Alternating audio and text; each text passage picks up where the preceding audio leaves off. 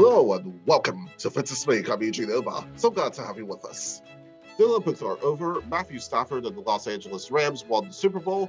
This amid supersized chicken wing prices. The USFL will take flight in April, and the Omicron surge of the novel coronavirus seems to have landed. But the controversies surrounding podcast host Joe Rogan and YouTube vlogger Tasha K continue to spread like wildfire. And at a time in which both are getting attention for perhaps the wrong reasons, I speak with Keith Murphy, the senior editor of Vibe magazine, to talk about the role and responsibility of bloggers, and podcast hosts in the journalism landscape, and whether or not they really should be considered journalists. All that and a lot more coming up in a few minutes.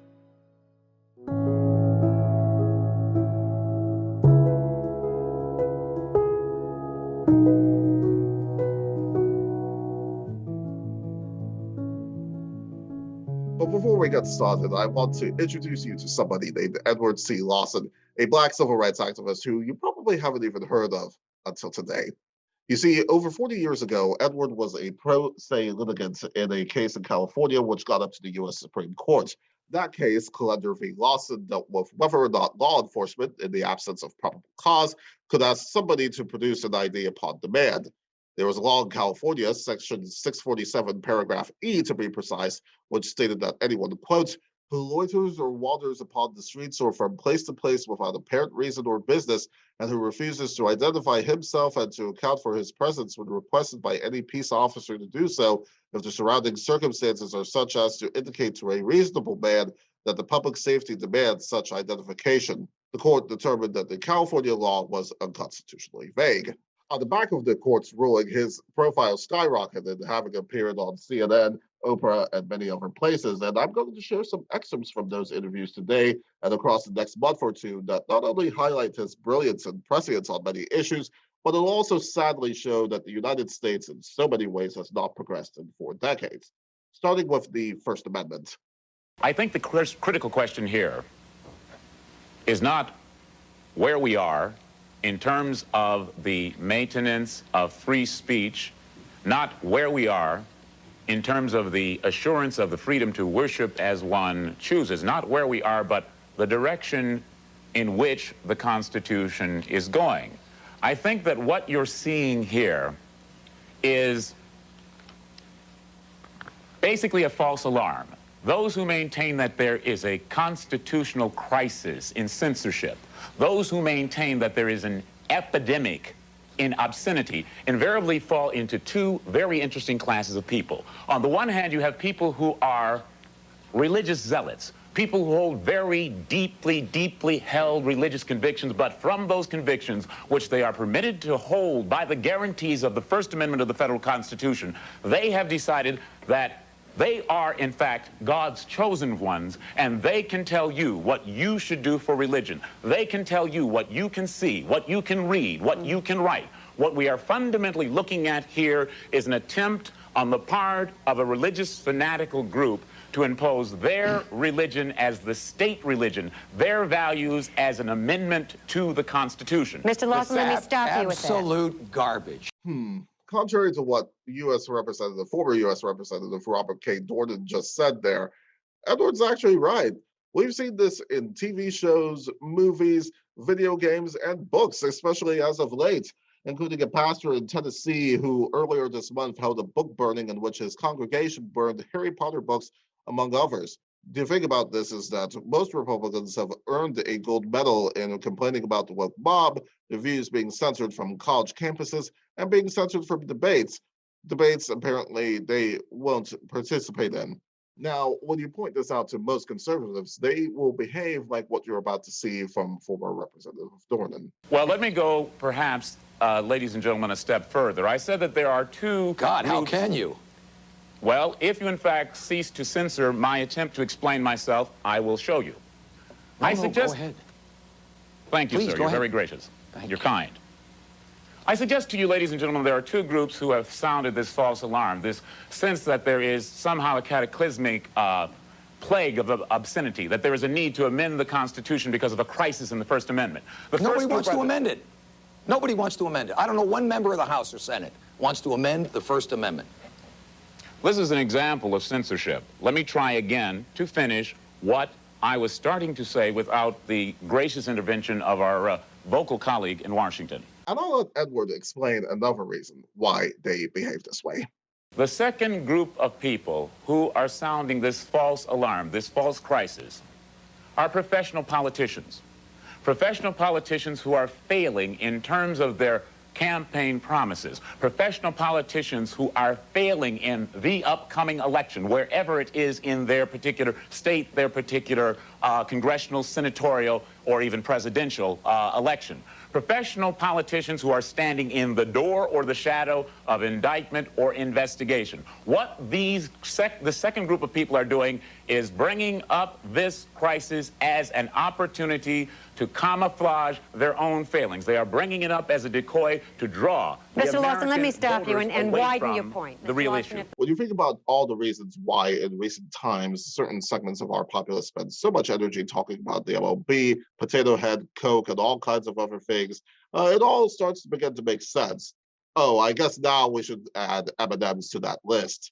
Oh, and what about the American flag? I'm talking the American flag, yes.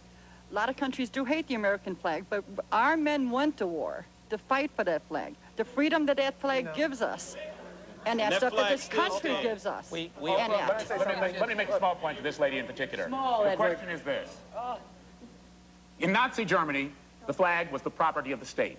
In the United States of America today, if there are 250 million Americans, each and every one of you own 1/250 millionth of that flag. It is yours to do exactly what you want to, and you should not be told to by this lady, by this gentleman. Even James David, you agree? That is true. It is right for you to, you can do what you want to with your flag in your home, but don't go out in a public place. It's un-American to burn the flag. But these days, even kneeling during the national anthem is too much for some NFL fans and other sports fans for that matter, even though Colin Kaepernick will have made a far greater impact off the field than any NFL player in history. And yes, that includes the retired Tom Brady and Ben Roethlisberger, the latter of whom I had a lot to say about in the January edition of the program.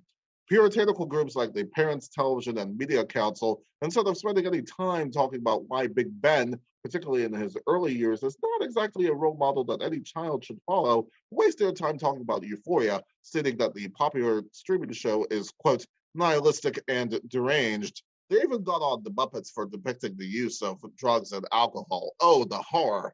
You know, that show ended in 2016, and I am still waiting for the epidemic of school children drinking Long Island iced teas and shotgunning cans of Nutty Light with their brown bag lunch. Wouldn't that be the day in school cafeterias across America? Huh? But in all seriousness, though, this is the kind of ridiculosity that we're seeing from these groups. And these groups and the political parties that support them will stop at nothing to foist their ideas on those of us that actually know better. As Edward C. Lawson actually put so brilliantly, what is present here is more of a threat to you than having anything whatsoever to do with Mr. Fleck and his toilet. What I believe we have here, ladies and gentlemen, in these three very gracious, very charming, devoutly religious,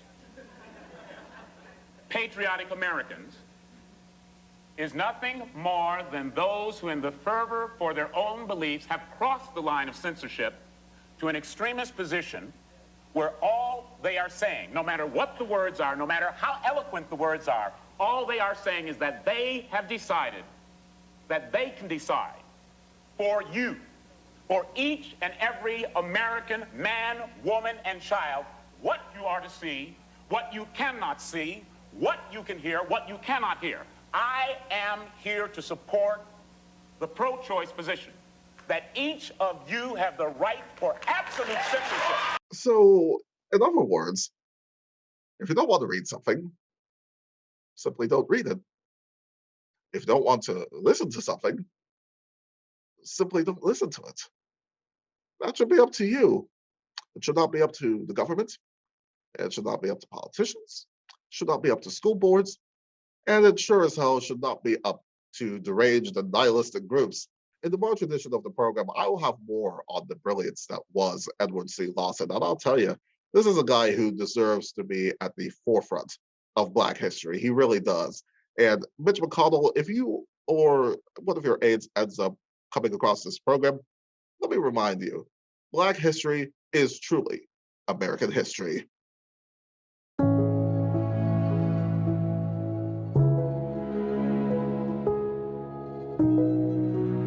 I had the opportunity to speak with journalist Keith Murphy. He is the senior editor of Vibe magazine, and his work has appeared in a myriad of places, including People magazine, Entertainment Weekly, Billboard, and most recently Rolling Stone. His article on Eminem being nominated to the Rock and Roll Hall of Fame is worth a read, and we'll have a link to that in the YouTube description below.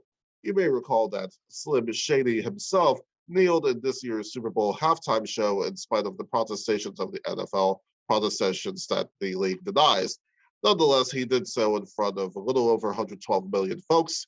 So much for that nobody watches football narrative. Anyway, Keith talked about what a lot of people get wrong about cancel culture, and you'll hear more about that in a few minutes. But I first asked him about the multiple controversies surrounding Joe Rogan and his podcast.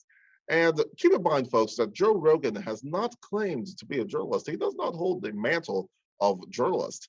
And yet I asked Keith, should Joe Rogan's podcast and Rogan himself be held to the same standards, to the traditional standards of journalism? My thing is that once you stop being a small mom and pop podcast and you have a #1 podcast that's being listened to by millions and millions of people and seen by millions and millions of people, then you can't really feign, oh, well, you know, I'm not part of the machine. I'm not part of a corporation. You know, I'm just speaking my truth. It's like you are with a corporation now. You're with Spotify. Spotify is a gargantuan company with stocks and, you know, like this is not a small outfit by any stretch of the imagination. So with that comes new responsibilities. Once again, you're not some underground fly-by-night podcast. You are the flagship podcast of Spotify. So when you understand that, then you have to understand that the heat is going to be hot when your videos, older videos are being, you know, unleashed at this point, you know, showing you saying the N-word like it's, you know, like it's an ancient chant. And, you know, it's just ridiculous how, you know, he said it was taken out of context. It was definitely not taken out of context. Hello, friends. I'm making this video to talk about the most regretful and shameful thing that I've ever had to talk about publicly. There's a video that's out that's a compilation of me saying the N-word. It's a video that's made of clips taken out of context of me of 12 years of conversations on my podcast, and it's all smushed together, and it looks horrible, even to me. The Planet of the Apes comment definitely wasn't taken out of context. People knew what he was saying. They understood what he was saying. So it's not up to me to say whether or not his show should be taken off the air, podcast should be taken off the air. It's the listeners, it's the fans.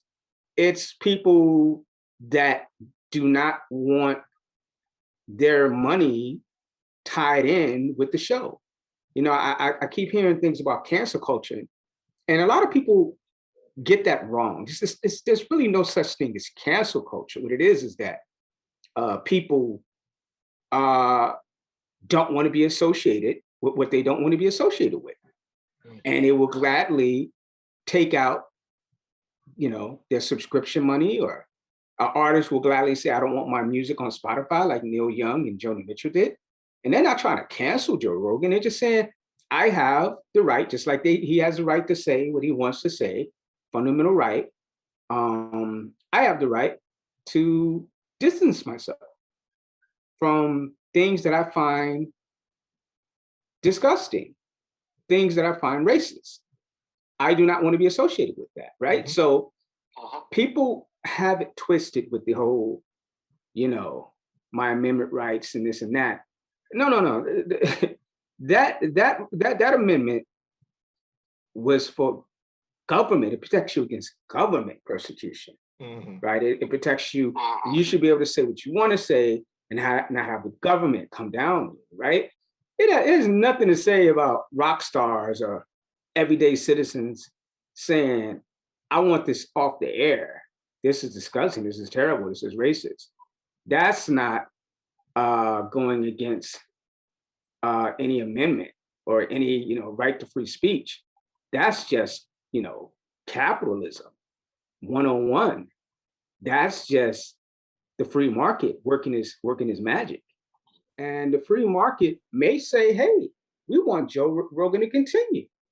We want this to continue. We don't have an issue with this because, truth be told, it's really hard at times for Black people to air their grievances out and be on the right side of history without certain parties and certain institutions saying, no, you heard that wrong.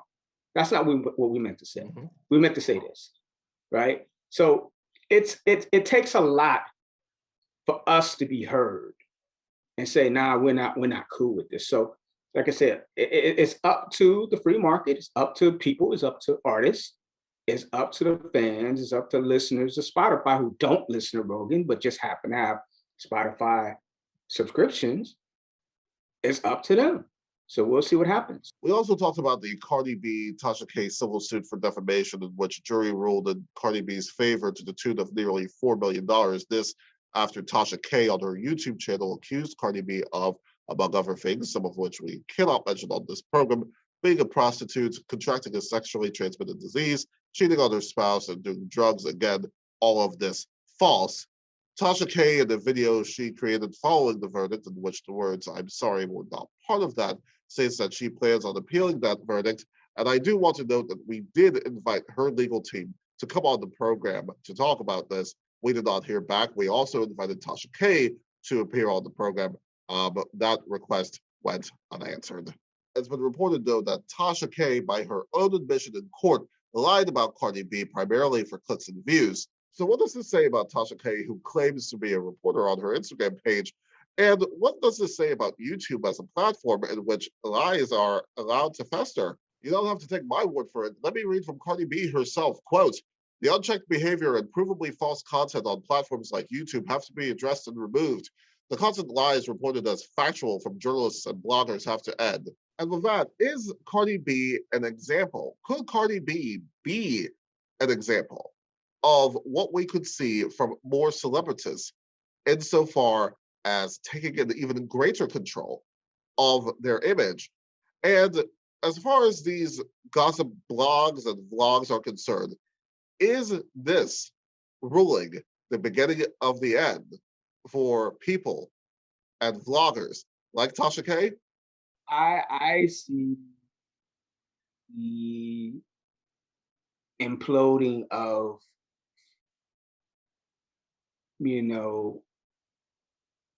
personalities and